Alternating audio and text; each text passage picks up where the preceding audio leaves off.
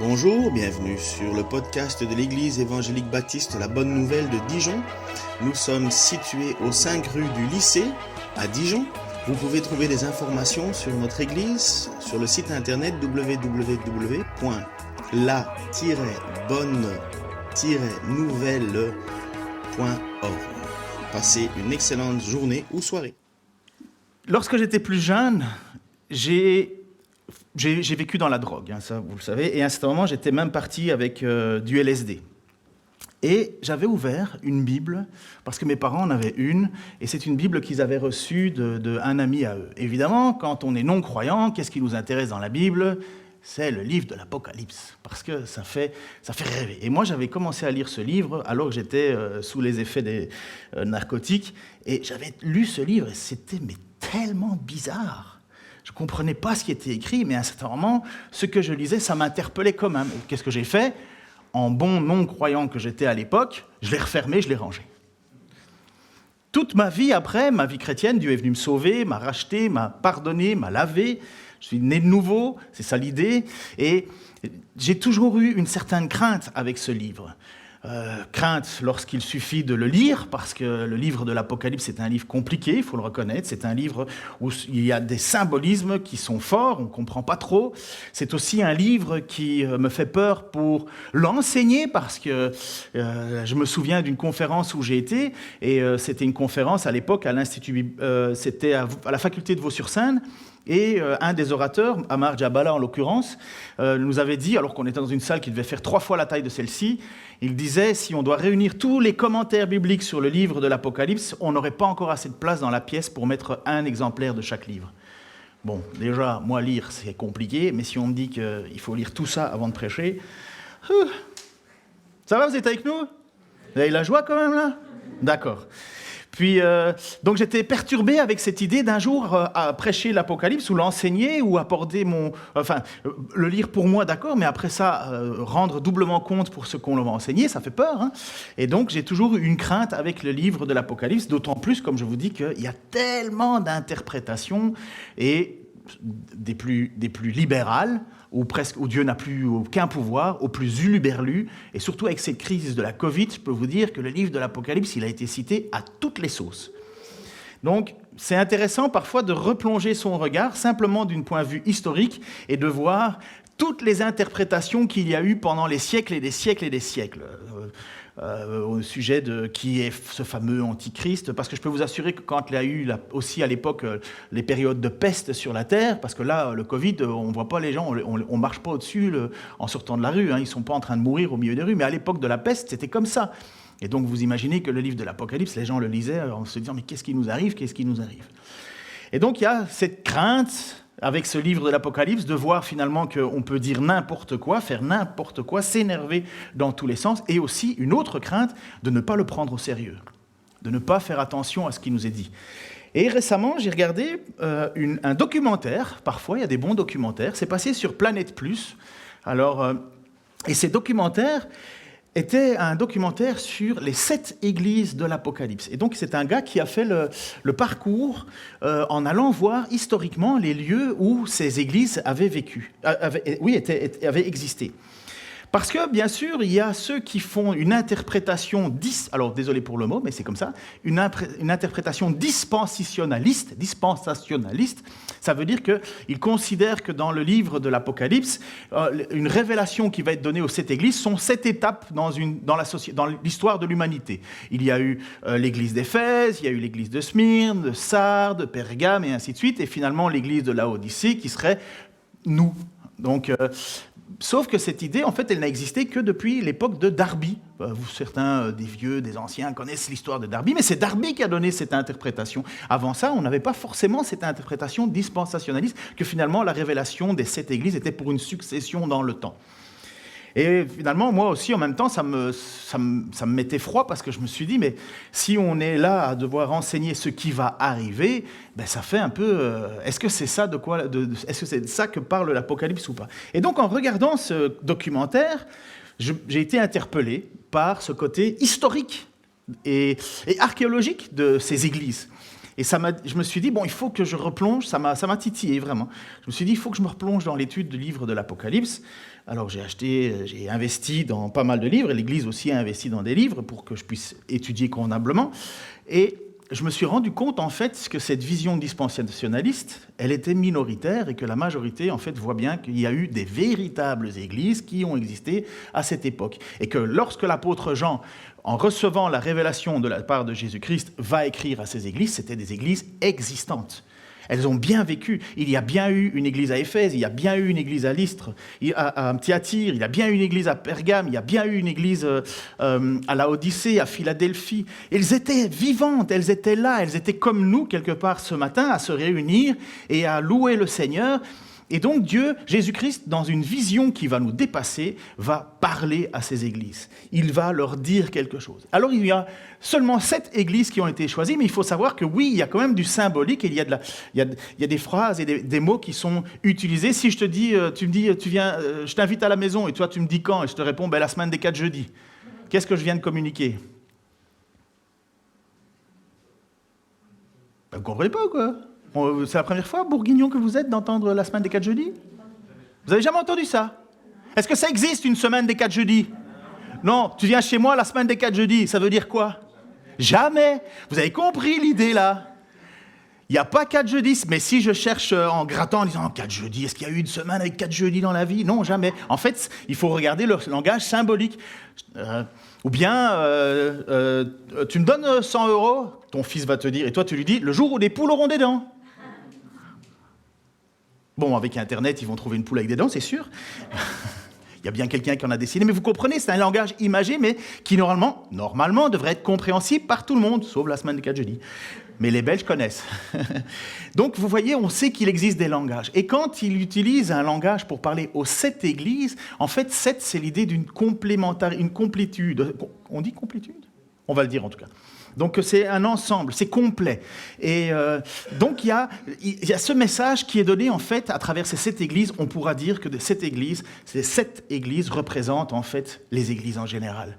Elles ont toutes quelque chose à nous apporter. Ce n'était pas que pour eux, c'est qu'il y a un message qui dépasse cette église locale. C'est quelque part ce que les églises de tous les temps, de toutes les régions traversent. Et c'est pour ça qu'il y a cette idée de parler juste à cette église. Et il va y avoir à ces 7 églises des bénédictions. Jésus va les louer pour certaines choses, et à d'autres, Jésus va les reprendre en disant non.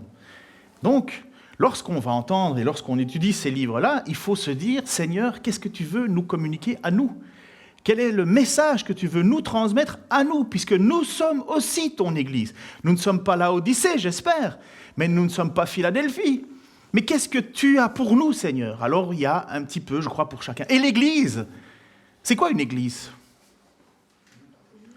Vas-y, allez-y, forcez-vous là. Bon, si c'était le jeu les 12 coups de midi et qu'il y aurait de l'argent à gagner, je pense que vous répondriez. Je ne dis pas la réponse. Non, vous le savez la réponse. L'Église, c'est qui?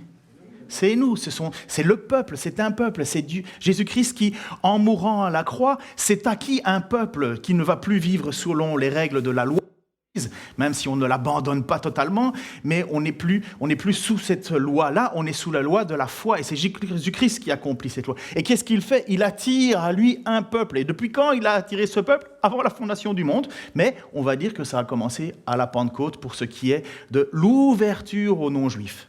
Et donc, Christ s'est attiré une église. D'ailleurs, les 7 églises que l'apôtre Jean va écrire, ce sont des églises qui se trouvent en Asie mineure. L'Asie mineure, c'est quel pays? Ça, c'est de la géographie. Pour 100 points, bravo! Turquie, exactement. Et donc, ces 7 églises vont se retrouver en Turquie. Et donc, ce fameux... question, Pascal, ça va le débit? Oui, ça va. Ok, merci. Non, parce que j'ai recommencé à prêcher. Pour ceux qui ne savent pas, j'ai vécu un petit moment difficile dans ma vie. Et j'ai recommencé à prêcher. Et Pascal m'a dit, j'ai retrouvé mon pasteur des débuts. Et je dis, tiens, dans quel sens? Le feu, la joie? Non, le débit. Alors, il faut que je... Voilà. Ouais, bon. Et donc, en regardant ce documentaire, j'ai vraiment été touché parce que je voyais bien que ces églises avaient vécu. Comme nous, dans 200 ans, on laissera des traces derrière nous. Et ces églises avaient vécu et Jésus leur a transmis un message. Cette église, donc, représente les facettes de la chrétienté. Notre apôtre Jean, quand il va écrire ces lettres, il se retrouve sur l'île de Patmos. Alors, l'île de Patmos, ce n'est pas une île avec juste des chèvres et une grotte. L'île de Patmos, c'était une véritable île avec de la vie, des temples, mais c'était un endroit, en fait, où il y avait en même temps une prison, une garnison, et où on exilait les gens sur cette île.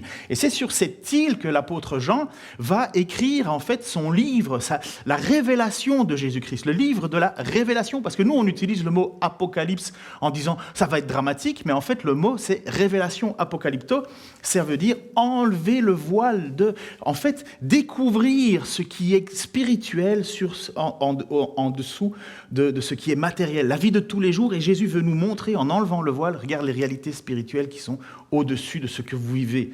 C'est ça l'idée, la révélation de Jésus-Christ. Donc il se retrouve et il va nous dire que l'apôtre Jean va dire qu'il entendit parler le jour du Seigneur. J'entendis ou je fus ravi dans les ciels. Je vais vous montrer le texte tout de suite. Mais donc pour ceux qui parfois se posent la question pourquoi est-ce qu'on se réunit le dimanche, mais pour l'apôtre Jean, c'était le jour du Seigneur.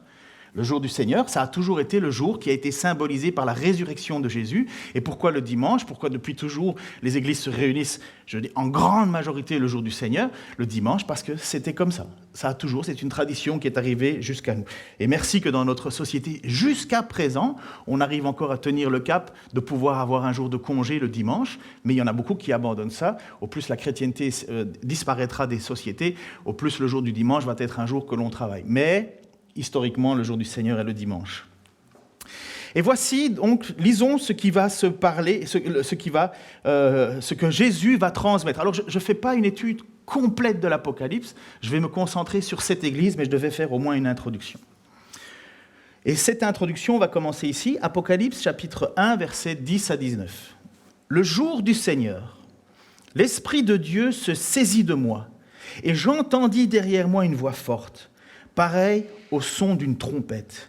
Elle disait « Inscris dans un livre ce que tu vois et envoie-les à ces 7 églises, Éphèse, Smyrne, Pergame, Thyatire, Sardes, Philadelphie et Laodicée. » Je me retournai pour découvrir quelle était cette voix.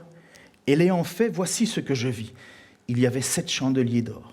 Et au milieu de ces 7 chandeliers, quelqu'un qui ressemblait à un homme. Il portait une longue tunique et une ceinture d'or qui lui entourait la poitrine. Sa tête, ses cheveux étaient blancs comme la laine blanche, oui, comme la neige. Ses yeux étaient comme une flamme ardente et ses pieds étincelaient comme du bronze incandescent au sortir d'un creuset. Sa voix retentissait comme celle des grandes eaux. Dans sa main droite, il tenait 7 étoiles et de sa bouche sortait une épée aiguisée à double tranchant. Son visage était éblouissant comme le soleil quand il brille dans tout son éclat. Quand je le vis, je tombais à ses pieds comme mort. Alors il posa sa main droite sur moi en disant « N'aie pas peur. Moi, je suis le premier et le dernier, le vivant. J'ai été mort et voici, je suis vivant pour l'éternité. Je détiens les clés de la mort et du séjour des morts. Écris donc ce que tu as vu, ce qui est et ce qui va arriver ensuite. »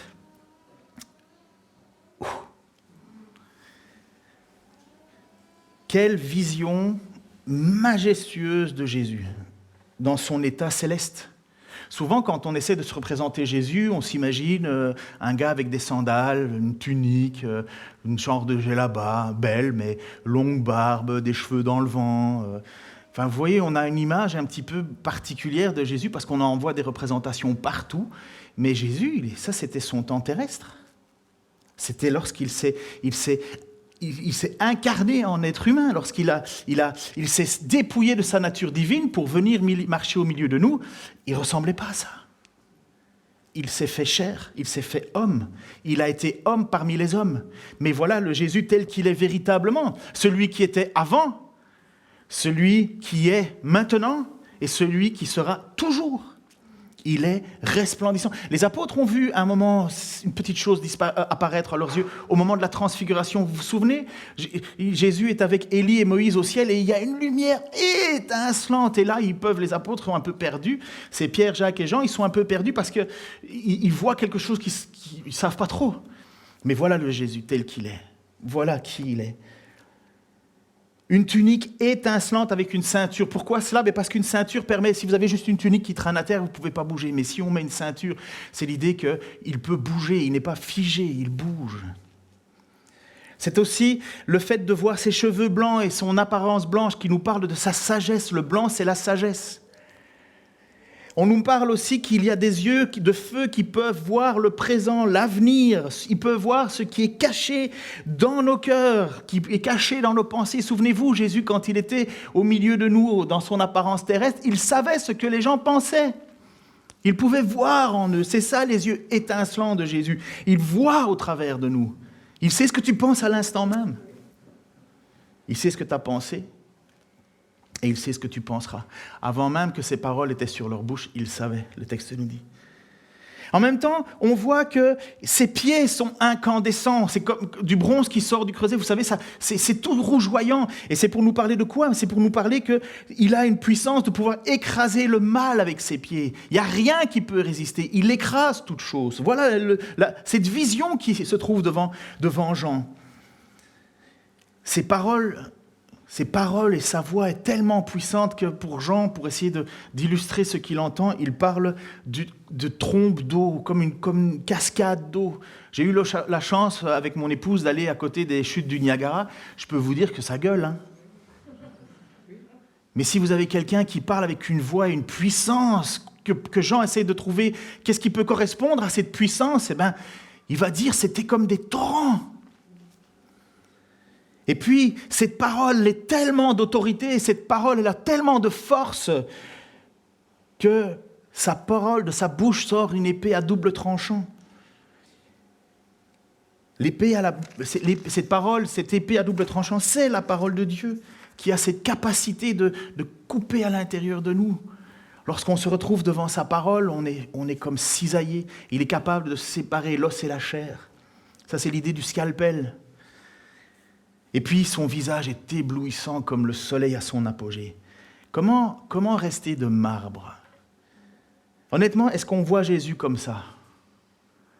Il y a un gars qui a dit, « Moi, le matin, quand je me rase, je parle avec Jésus. Je le vois à côté de moi. » D'accord. Sauf que Jean est tombé comme mort. C'était tellement fort, tellement puissant, tellement immense, qu'il n'a pas pu rester de marbre. De terreur, d'effroi, de crainte certainement, parce qu'il n'est pas plus parfait que nous, l'apôtre Jean. De crainte, si Jésus apparaît devant nous tel qu'il est, à quoi on va penser, nous? À tout ce qu'on a fait de mal, hein?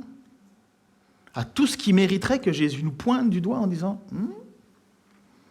Heureusement, Jésus va déposer sa main sur Jean et il va lui dire « N'aie pas peur ». Donc Apocalypse 1, 17, 18. « Alors il posa sa main droite sur moi, disant « N'aie pas peur. Moi, je suis le premier et le dernier, le vivant. J'ai été mort et voici, je suis vivant pour l'éternité. Je détiens les clés de la mort et du séjour des morts. » Quelle parole rassurante. N'aie pas peur. Il y aurait bien des raisons d'avoir peur, mais Jésus est celui qui est au-dessus de tout. Il tient la mort et le séjour des morts. Lui qui a pu dire, vous vous souvenez, aux brigands sur la croix à côté de lui, le dernier jour, les derniers temps de sa vie sur terre, lorsque ce brigand qui lui était aussi au dernier moment de sa vie, alors que toute sa vie n'était que péché, il était là, il a parlé à Jésus, il dit, souviens-toi de moi lorsque tu viendras pour régner. Et Jésus lui dit, aujourd'hui, je te le promets, tu seras avec moi au paradis. Mais pourquoi Jésus peut dire cela? Parce que c'est Jésus qui a les morts, qui détient la mort et il a la clé du séjour des morts. C'est lui, notre Seigneur, c'est lui qu'on est venu adorer ce matin. Même si nous sommes encore en mode tranquillement vacances, où nous n'avons pas beaucoup d'instruments, nous n'avons pas beaucoup de force, mais nous sommes venus pourquoi? Mais pour l'adorer lui, celui qui détient la mort et la clé du séjour des morts, c'est lui que tu es venu adorer ce matin, c'est lui en qui tu te confies lorsque tu pries. C'est lui qui écoute lorsque tu te repens. C'est lui qui est venu chercher pour nous retirer du séjour des morts qui nous attendait. C'est lui le chef de l'Église, c'est lui en qui tu places ton espoir parce qu'il détient, il a la force, la puissance sur la mort et la clé du séjour des morts. C'est pour ça que tu t'es tourné vers lui. C'est lui qui était, qui vient, c'est lui qui est le commencement, c'est lui qui est la fin de toute chose. Et il dit à Jean, son serviteur, n'aie pas peur. Et toi, ce matin, si tu es son serviteur et qu'il y aurait 10 000 raisons que tu restes couché mort, Jésus te dit, n'aie pas peur. Oui, Christ reste et est le chef de l'Église. Il ne laisse pas l'Église non plus à son propre sort, elle n'est pas abandonnée, l'Église. Nous le voyons puisque Jésus va demander à Jean d'écrire à ces 7 églises. Il veille sur elle, il en prend soin, mais en même temps, il laisse l'Église avec ses responsabilités. Il laisse l'Église avec sa mission. Il a enseigné les apôtres. Et ce qu'ils nous ont transmis, les apôtres, puisque Jésus n'a pas écrit lui-même, c'est les apôtres qui ont écrit. Jésus nous a transmis sa volonté, son désir, il nous a transmis ce que nous devions faire, comment venir à lui, comment être accepté par lui, comment c'était important de voir que lui c'était le Messie, la réponse à tout ce qui était attendu par le peuple d'Israël, et en même temps c'est lui qui a annoncé et dit à Pierre, écoute, tu vas aller vers les non-juifs. Pierre au début il ne comprenait pas, il dit mais non, je vais pas toucher à ce que tu as déclaré comme impur, et Christ dit non. Tu ne déclareras pas impur ce que je déclare pur. Et c'est pourquoi l'évangile est arrivé vers les non-juifs. Christ est là et il va parler à son serviteur. En fait, c'est même étonnant parce que c'est Dieu qui parle à Jésus. Jésus confie à un ange et l'ange doit parler à l'Église. Je ne vais pas plonger là-dedans parce que, comme je vous dirais, ça prendrait énormément déjà de livres rien que pour parler de ça. Parce qu'on n'est pas sûr. Lorsqu'il est dit écrit à l'ange, eh bien on ne comprend pas trop ce qu'il va dire. Et Jésus va dire justement, Apocalypse 1, 19, « Mais d'abord, voici quel est le secret des 7 étoiles que tu as vues dans ma main droite et des 7 chandeliers d'or. Les 7 étoiles sont les anges des 7 églises et les 7 chandeliers, les 7 églises. » Mais qu'est-ce que Jésus tient dans sa main droite ? À mon avis, doit se poser la question Jean. Jean, il est là, il voit toutes ces choses-là, et en même temps, il se dit, mais c'est quoi ça, 7 chandeliers, puis 7 étoiles, et pourquoi 7 ? Et j'avoue qu'on ne sait pas trop qui sont les 7 anges. On sait qu'il existe des anges, nous savons que dans l'Écriture, il est parlé d'anges qui veillent sur nous. Nous voyons dans le livre Daniel qu'il y a des anges qui gèrent au-dessus d'un pays, d'une région. Nous voyons qu'il y a des anges qui sont là pour veiller sur nous. On voit qu'il existe, mais la Bible ne parle pas beaucoup en fait des anges. On voit un ange qui se présente devant Balaam lorsqu'il s'en va pour aller maudire le peuple, et l'âne qui dit non, j'avance pas, puis finalement un âne qui se met à parler, mais parce que devant lui il y a un ange avec une épée flamboyante. Nous voyons que les anges sont là, et dans l'Apocalypse il nous dit écrit à l'ange de l'église de. Alors on ne sait pas, est-ce qu'il s'agit d'un être spirituel, ou bien est-ce qu'il s'agit, comme beaucoup pensent aussi, du pasteur de l'église, des responsables de l'église, de l'épiscopos de l'église. C'est pas clair. Bon. Ne tranchons pas, parce que ce n'est pas le but absolu qu'il parle au pasteur, c'est que, ou au angelos, c'est l'idée de messager. C'est pas que pour lui, c'est pour l'Église. Et normalement, dans les deux, doivent s'assurer que ce message est transmis à l'Église. L'Église, ce n'est pas une entité morte, c'est des gens, des comportements, des vies, des attitudes. Et donc voilà, ces églises, Jésus va leur parler à travers cet ange. Gardons juste le mot ange et placez ce que vous voulez. Jésus connaît bien l'église d'Éphèse, et c'est l'église d'aujourd'hui qu'on va parler. L'église la connaît bien. Jésus connaît son enseignement. Il sait ce qui y est enseigné. Il sait et il voit ce qui va y être pratiqué. D'ailleurs, le texte nous dit que Jésus marche au milieu des 7 chandeliers. Il bouge, il n'est pas figé, il bouge, il inspecte, il passe. Parfois, on se pose la question, et c'est pour ça que c'est bénéfique de relire ce livre, que Christ marche au milieu de nous pour voir comment on fonctionne. Il l'a fait pour Éphèse. Et non seulement Christ connaît bien l'église d'Éphèse, mais l'église d'Éphèse connaît bien Jésus-Christ. Et vous savez pourquoi ? Parce qu'ils ont eu la crème de tous les enseignants de la Bible. Éphèse est d'ailleurs certainement citée pour ça comme étant la première église à laquelle Jésus va parler, parce que c'est l'église qui en sait le plus. À Éphèse, ils ont eu Paul. C'est Paul qui a implanté l'église d'Éphèse. Et il y est resté 3 ans. Au début, il allait dans une synagogue, comme il faisait à chaque fois. Il allait dans la ville, rentrait dans la synagogue, prêchait aux Juifs qui étaient là. Puis certains acceptaient le message, d'autres ne le voulaient pas. Bref, on le mettait dehors. Et là, le texte nous dit, dans les livres de Actes, chapitres 19 et 20, que Paul est allé s'installer dans l'école de Tyrannus. Et il a enseigné pendant plus de 3 ans dans cet endroit. Donc Paul, tous les jours, il enseignait. Tous les jours, il enseignait. Et il a tellement bien enseigné qu'un homme, Épaphras, qui avait entendu son message, a parti et lui, il a implanté l'église de Colosse, de Laodicée, de Hiérapolis. À cette église aussi d'Éphèse, Paul, lorsqu'il les a quittés, leur a envoyé Timothée. Vous avez déjà entendu parler de Timothée, ce jeune serviteur. Et Timothée a fait tout son service dans l'église d'Éphèse. Donc Paul à Éphèse, Timothée à Éphèse, Jean, l'apôtre Jean était à Éphèse. On est quasi certain que Jean a commencé et était dans sa base c'était l'église d'Éphèse. Et puis qu'on l'a exilé à Patmos et qu'après son temps d'exil de Patmos, il est retourné à Éphèse. Éphèse, ce n'était pas une petite ville, c'était immense. D'ailleurs, rien que historiquement, on pense qu'à l'époque, il y avait 250 000 personnes. Alors pour nous, on se dit, c'est...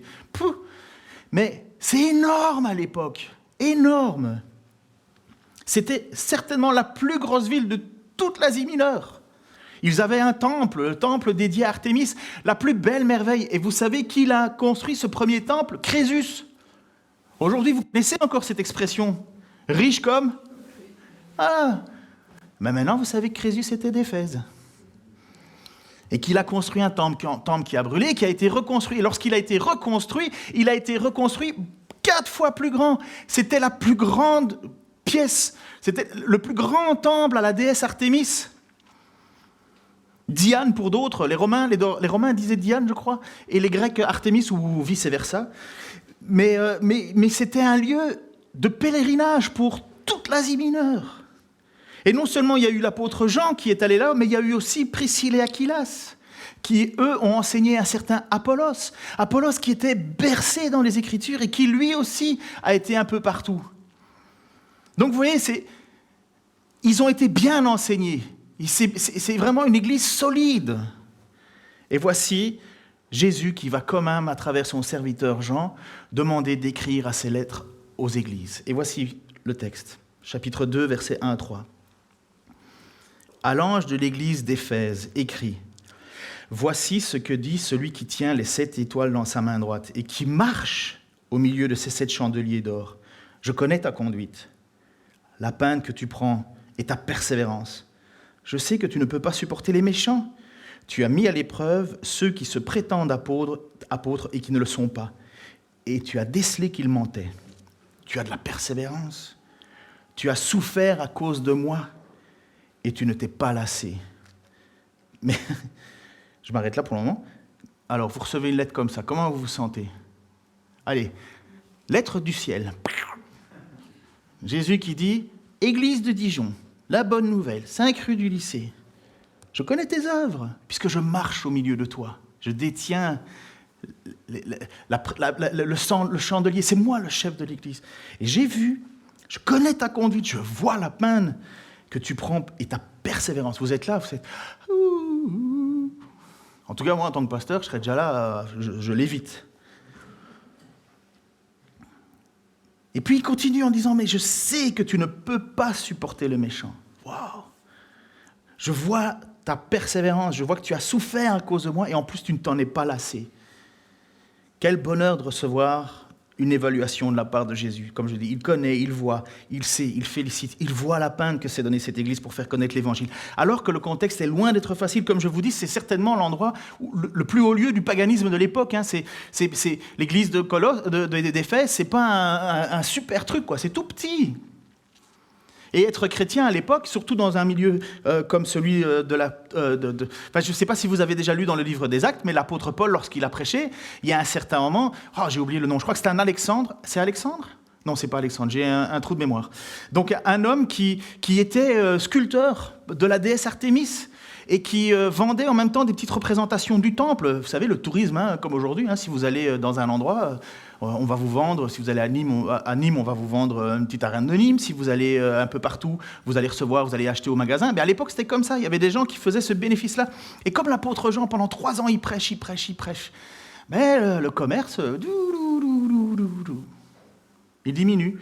Et puis, c'est sur ce fait de ces questions commerciales que, finalement, on va demander aux chrétiens, mais qu'est-ce que vous nous faites, là? C'est quoi votre enseignement? Comment ça, notre déesse, elle n'est pas bonne? Et puis, à un certain moment, ils vont se réunir, le peuple va se réunir, ça c'est Acte toujours 19-20, le peuple va se réunir dans l'arène, une arène d'Éphèse qui pouvait tenir jusqu'à 25 000 personnes, c'est énorme. Et donc, les gens vont se retrouver là, et pendant 2 heures, le peuple d'Éphèse va crier « Grande est l'Artémis d'Éphèse !» Grand, 2 heures. Nous, au bout du 3e chant, là, on a envie de s'asseoir. 2 heures, des gars qui chantent à une idole. Et à fond la caisse, pourquoi? Parce qu'ils sont menacés par l'Évangile. Et il a fallu que Paul fuit. Vous voyez, le contexte, c'est pas cool, Et pourtant, Jésus les loue parce qu'il voit qu'ils ont persévéré. Et en même temps, le plus gros problème de l'Église, ce n'est pas l'extérieur, c'est l'intérieur. Ça a toujours, et ce sera toujours le cas. Le problème et le plus grand danger d'une Église, c'est quand on attaque son enseignement. C'est quand on commence à se faire passer pour un ange de lumière alors qu'on est un loup. Et ça a toujours existé. Et c'est ce que Jésus va dire. Je te félicite parce que tu as pris du temps pour déceler le renseignement. Tu as inspecté ce qu'on te disait. Et tu as découvert qu'ils étaient menteurs. Malheureusement, et je suis triste de voir ça, et pour celui qui plonge son regard dans l'Écriture, il voit bien, en regardant un petit peu autour de soi, que certains messages ne sont pas les messages qui viennent de Dieu. Que c'est du bric-à-brac. Que c'est de ce qui plaît aux oreilles des hommes, mais ne plaît pas aux oreilles de Dieu. Ça nous est arrivé dans cette église, ça m'est arrivé dans d'autres églises, où il a fallu vraiment regarder à l'enseignement de quelqu'un en disant « Mais t'es un menteur !»« Mais c'est pas gentil, dis donc !»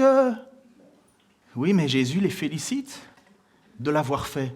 Il les félicite d'avoir décelé qu'il y avait menteur. Il leur dit que c'est bien. Est-ce qu'on est capable de déceler le mal dans une église ou le faux enseignement? Moi, honnêtement, celui qui a lu au moins une fois la Bible du début jusqu'à la fin, normalement, il devra déjà avoir sa première dose. 2e lecture, du début jusqu'à la fin, normalement, tu as déjà une 2e dose.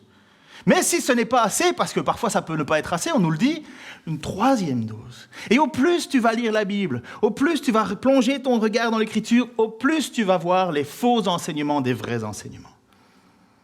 Rien d'extraordinaire en soi. Mais voilà. Et l'apôtre Paul va envoyer Timothée dans cette église, justement parce qu'il y a des faux enseignants qui viennent et qui commencent à dire n'importe quoi. Et l'apôtre Jean, donc, a aussi prévenu.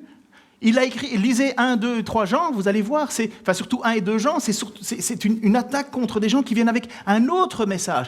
Et ils se font passer pour des croyants. Et ils viennent mettre de l'hérésie, du n'importe quoi.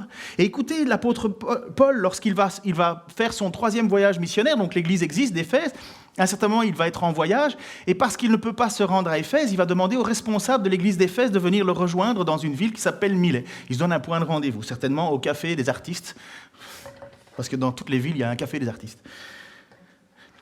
Pendant son escale à Milet, donc acte 20, 17-18a, et puis ainsi de suite, pendant l'escale à Milet, il envoya quelqu'un à Éphèse pour demander aux responsables de l'église de venir le rejoindre. Quand ils furent arrivés auprès de lui, il leur dit... 3 petits points, je ne vous donne pas tout le discours. Je reviens alors à la fin du discours. Veillez donc sur vous-même et sur tout le troupeau de l'Église que le Saint-Esprit a confié à votre garde.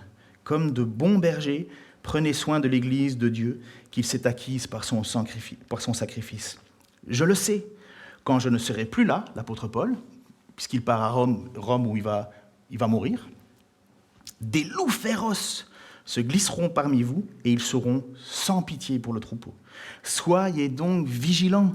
Rappelez-vous que pendant 3 années, la nuit comme le jour, je n'ai cessé de vous conseiller un à un, parfois même avec les larmes. Parfois même avec les larmes. Vous savez, quand l'apôtre Paul, il allait se retrouver avec devant lui des têtes de mules.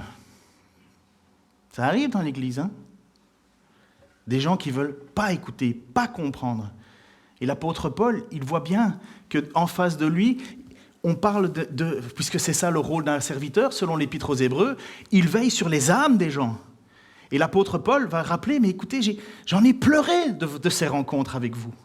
Pour vous demander de faire attention, de ne pas croire n'importe quoi, d'être vigilant. Et vous, maintenant, responsable d'Éphèse, vous avez cette tâche. Et Jésus va leur dire dans cette église de l'Apocalypse, vous avez bien fait de le faire, vous avez bien fait d'être vigilant. Ce fut un combat de chaque jour. Pourtant, malgré la souffrance, ils ont persévéré, nous dit le texte, et en même temps, ils ne se sont pas lassés. Quel modèle d'église, n'est-ce pas? Vous n'avez pas envie d'être une église comme ça? Non? Quoi? Merci. Merci de jouer avec. Mais malheureusement, Jésus va quand même devoir les réprimander. Moi, en fait, je me serais arrêté là, je me suis dit, waouh, quelle superbe église. J'ai cependant un reproche à te faire. Tu as abandonné l'amour que tu avais au début. Allons, rappelle-toi d'où tu es tombé, change et reviens à ta conduite première. Sinon, je viendrai à toi et j'ôterai ton chandelier de sa place si tu ne changes pas. Voici pourtant une chose que tu as en ta faveur. Tu détestes les œuvres des Nicolaïtes, tout comme moi. Et voilà où on doit vraiment faire attention, que celui qui a des oreilles écoute ce que l'Esprit dit, non pas à l'Église, mais aux Églises. Au vainqueur, je donnerai à manger du fruit de l'arbre de vie qui est dans le paradis de Dieu. Ah, j'ai quand même une chose contre toi. Tu as abandonné l'amour que tu avais au début. Ouf. À présent, on pouvait, expression québécoise, se péter les bretelles. Péter les bretelles, enfin, vous dites avoir le chou, le col. Les Québécois, ils disent tirer les bretelles, et psh, ça claque. Mais j'ai quand même quelque chose contre toi, c'est que tu as oublié ton premier amour. Et c'est pas anodin, hein? Parce que s'il ne se repent pas, Jésus vient et retire le chandelier. Retire le chandelier, ça veut dire que tu ne seras plus mon Église. Tu vas être un beau squelette, mais tu ne seras plus mon Église. Tu vas avoir l'apparence, mais tu ne seras plus mon Église. Je ne viens plus au milieu de toi. Tu ne me loues plus. Tous ces combats théologiques importants ont fait perdre l'âme profonde de l'Église, l'amour frais, l'amour vivifiant de la relation avec Jésus. Ils parlaient de Jésus, mais ils ne parlaient pas à Jésus. Ils défendaient l'enseignement de Jésus, mais ils oubliaient la grâce. Ils ont oublié qu'eux aussi avaient été autrefois sans connaissance, qu'ils avaient été rachetés non par leur pureté doctrinale, mais par la grâce. Ils sont venus d'excellents juges au cœur froid. Ça s'est traduit, selon moi, et comment on voit ça, c'est comme avec des jeunes croyants. Quand on a un jeune croyant qui est là et on hésite à le baptiser parce que... On oublie de la spontanéité parfois, parce qu'on veut être des juges. C'est bien de juger, mais à un moment, tu ne demandes pas à un gars qui veut venir à Christ de regarder toute l'encyclopédie, l'encyclopédie de Calvin, quoi. Bon, quand tu auras fini, tu viendras me voir, ok? Et puis peut-être on va te baptiser. Non, parfois on est trop dur, parfois on manque de cœur, parfois on manque d'amour. Et c'est exactement ce que Jésus va dire à cette église. Vous êtes super doués pour la doctrine, vous êtes super doués pour vérifier le mensonge, mais vous, qui rentre dans votre église et sans mon amour, puisque c'est l'amour de Christ qu'il s'agit, qui rentre dans cette communauté et sans mon amour? Oh, vous savez très bien discuter, vous savez très bien lire un texte, mais mon amour, il n'est pas là. Ce reproche de premier amour est aussi une lutte que nous devons mener chaque jour dans nos vies. Qu'est-ce qui te motive? Je peux vous dire, hein, en tant que pasteur, je peux mettre mon doigt devant certaines figures en disant « t'es pas là parce que tu es motivé par l'amour ». Désolé de le dire, hein, mais c'est ça le rôle d'un pasteur. Il y en a certains, là, je me demande « mais qu'est-ce qui les pousse? Qu'est-ce qui les drive? Je vois pas d'amour en eux. C'est à peine s'ils osent me regarder, c'est à peine s'ils oseraient faire comme la Bible dit, se saluer d'un saint baiser. Oh non, non, non, non. Non, parce que l'orgueil de la connaissance, je connais les textes, l'orgueil nous éloigne et on oublie l'amour. Mais les apôtres, Jésus-Christ, Même s'il a enseigné ses apôtres, il leur a dit, mais combien de temps je devrais être avec vous? Mais heureusement qu'il ne les a pas abandonnés, il a persévéré. Il sait que la chair est faible. Il l'a vu lorsqu'il a demandé à Pierre de prier au jardin de Gethsémani, alors que lui, il allait vivre le moment le plus intense de sa vie. L'esprit est bien disposé, mais la chair est faible. Et les deux apôtres se sont mis à dormir, alors que Pierre était dit, moi, je serais prêt à donner ma vie.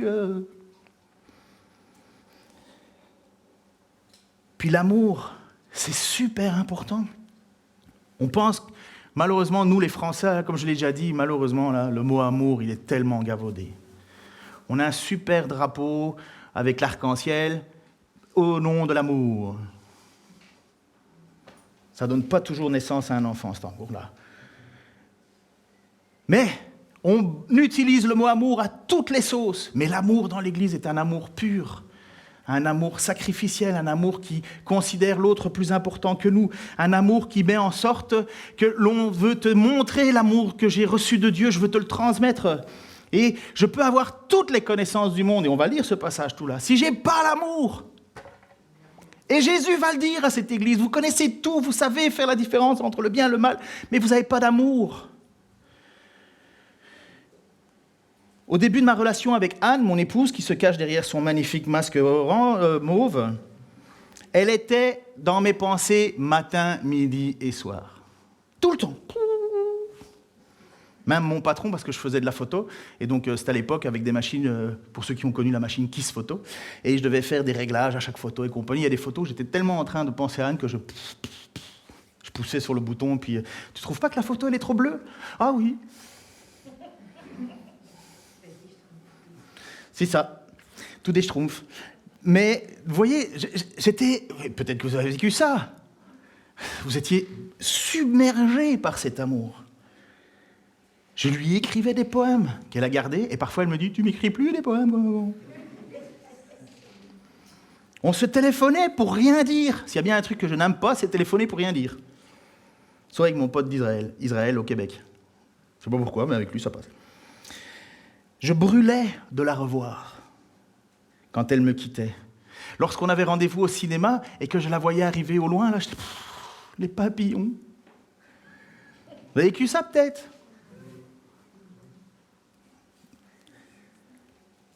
Mais Dieu dit, tu aimeras le Seigneur ton Dieu de tout ton cœur, de toute ton âme, de toute ton énergie et de toute ta pensée, et ton prochain comme toi-même. Jean va dire, tu dis que tu aimes Dieu mais tu n'aimes pas ton frère, tu n'aimes pas Dieu. L'amour tarissable dans une église, ça veut dire l'amour quand l'amour se tarit et qu'on n'a plus d'amour, on ne veut plus vivre la communauté. On est moins patient, on est moins compatissant, on est plus exigeant. Oh, est-ce que je suis vraiment heureux que Jésus-Christ n'a pas son amour qui a tari envers moi. Vous imaginez que vous venez vers Jésus-Christ et que vous dites « Seigneur, je te demande pardon ». Et Jésus, la première chose qu'il va dire, c'est « Encore ?» Vous imaginez Jésus dire ça? « Encore ?» Qu'est-ce qu'il a dit à Pierre? « Pardonne tout le temps. » Donc vous voyez, cet amour est là, il n'est plus là, pardon. L'appel de Jésus est clair, change, reviens, sinon tu ne seras plus mon Église. La repentance, heureusement, et c'est ça le cadeau avec Dieu, la repentance est offerte. La main est tendue, change, reviens. Il faut se souvenir de ce qu'on était autrefois. Est-ce que ça vous arrive, à vous qui êtes chrétiens de longue date, de vous souvenir des premiers amours que vous avez eus avec Jésus, de comment cette grâce est descendue sur vous, sans mérite, juste parce que vous aviez mis votre foi et votre confiance que Jésus est bien le Messie? Et puis il faut demander pardon pour notre état. Ne pas accepter de devenir des chrétiens cyniques et froids. On ne peut pas le faire, sinon nous ne sommes plus l'Église. Et il faut nous remettre en marche pour pratiquer les bonnes œuvres que Dieu a préparées d'avance. Se remettre en marche. Est-ce qu'on fait toujours tout parce qu'on a envie de le faire? À votre avis, est-ce que Christ avait envie de mourir à la croix? Est-ce qu'il avait envie de vivre ça? Non, il a dit, je me soumets. Et quand il est dit, aime ton prochain, est-ce que c'est seulement celui que j'ai envie ou c'est tous? Lorsqu'il est dit, tu pardonneras, c'est lequel que je pardonne? Et voilà, revenir au premier amour, c'est revenir à la motivation. Parce que l'appel est clair, l'appel est clair. Comment est-ce que je peux aimer mon prochain, ma vie? Si je ne viens pas en aide aux plus pauvres dans l'Église, Jacques va dire, comment tu peux dire à quelqu'un qui vient te voir et qui a besoin de quoi que ce soit, tu dis, je vais prier pour toi, va-t'en, bonne journée. Et que tu ne fais rien. Il va dire, mais est-ce que cette foi, elle est vivante? Ce n'est pas de la foi. Lorsqu'on sent dans une communauté, puisque nous sommes le peuple de Dieu, que quelqu'un a de la difficulté, est-ce qu'on ouvre notre porte-monnaie?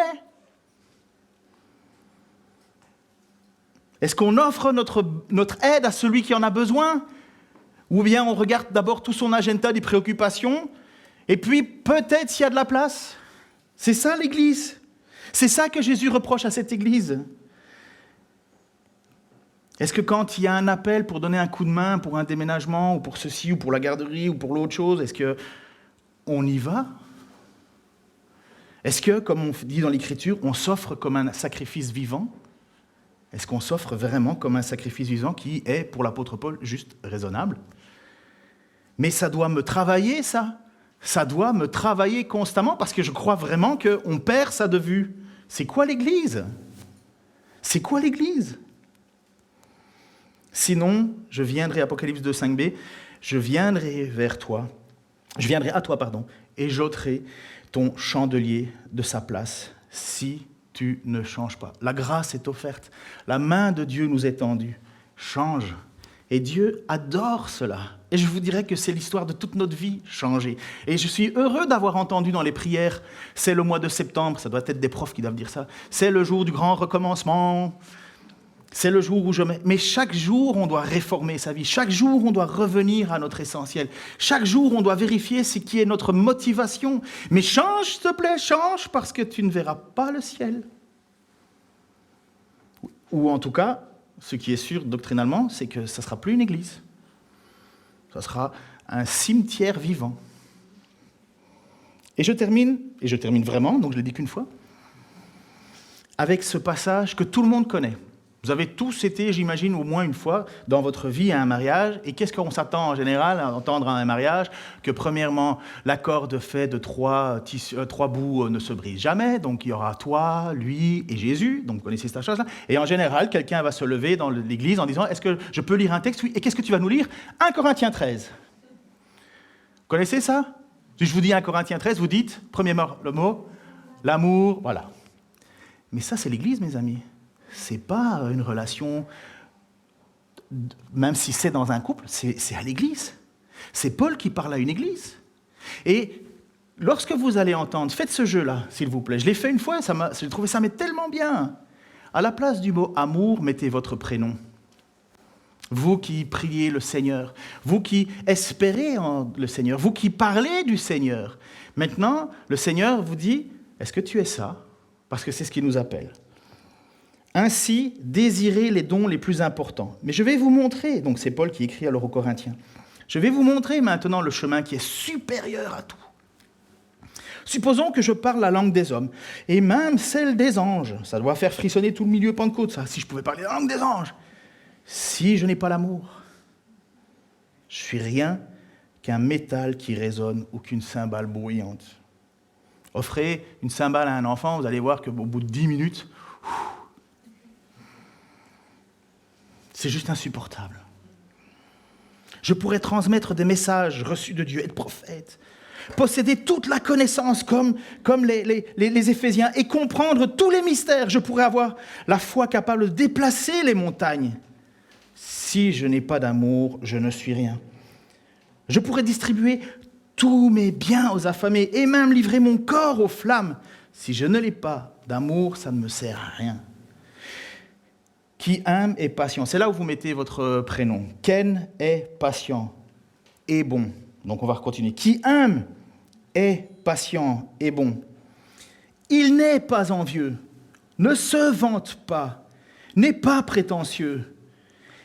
Qui aime ne fait rien de honteux, n'est pas égoïste, ne s'irrite pas, n'éprouve pas de rancune.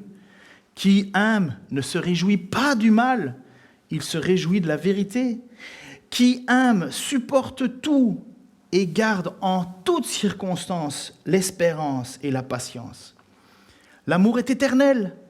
Les messages divins cesseront un jour, le don de parler en langue inconnue prendra fin, la connaissance disparaîtra.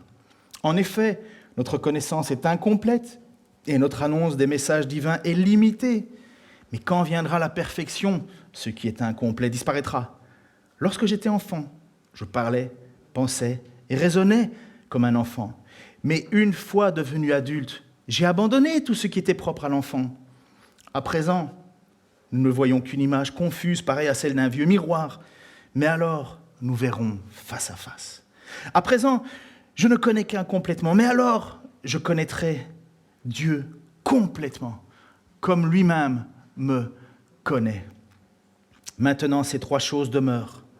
La foi, l'espérance et l'amour. Mais la plus grande,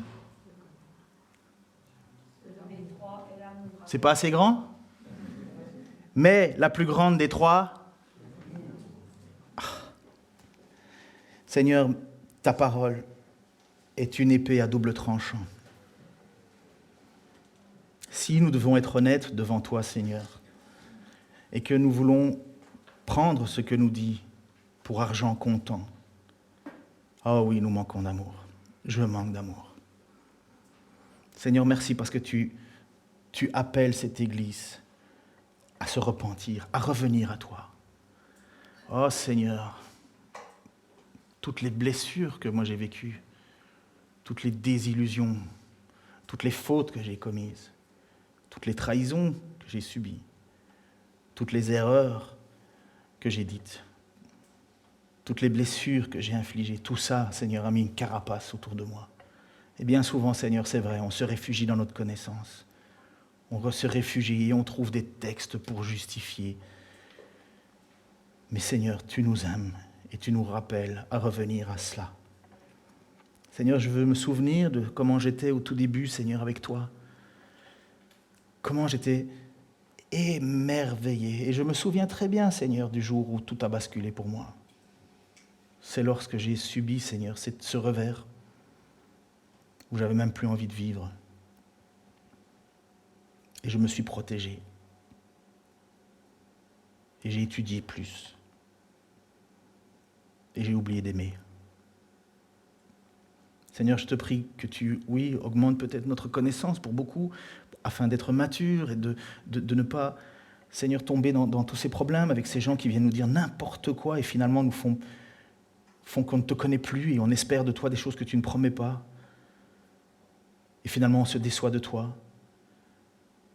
Seigneur, viens travailler nos cœurs, Seigneur. Et que s'il y a quelque chose qui peut nous définir en premier, ça soit notre amour.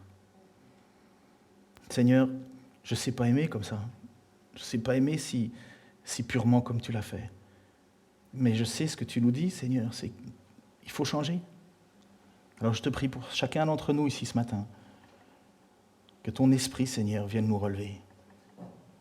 Que ton esprit, Seigneur, vienne nous mettre ce qui nous manque vraiment. Oh Seigneur, que l'on puisse être des véritables lumières dans ce monde qui s'éteint, Seigneur.